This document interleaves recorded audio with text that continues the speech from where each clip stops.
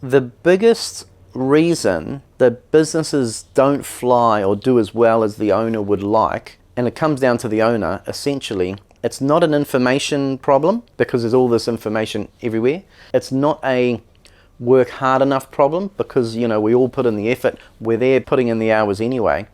So typically it comes down to a resistance to change. And if we don't change what we're doing, we're going to get the same results. And people seem surprised by that. They're like, fuck, I'm in the business. What have you done differently? Well, I've thought about all these things. Great, but what have you done? So the formula for change, the first thing that we need to look at is dissatisfaction. There's not many books out there called Everything's Pretty Good to Riches. So there's a lot of rags to riches stories out there. And it's people with that dissatisfaction that we need that to be big enough to push us to make that kind of change.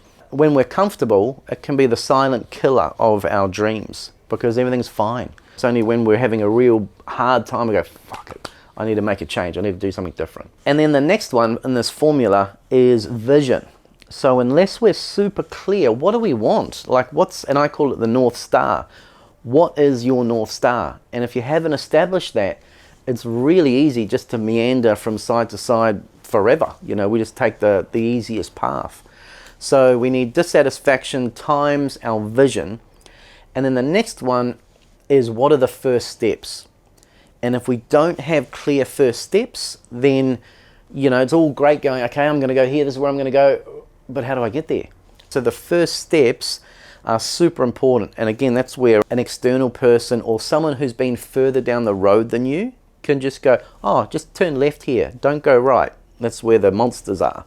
So just turn left, keep going straight, and you'll be fine for now. So dissatisfaction, vision, and the first steps, they must be greater than that resistance. So that resistance to change. And if that equation doesn't marry up, then we're not going to do anything. Again, if we're super comfortable, it's really hard to make a big change in our life. But that's where the riches are. That's where the ideal is.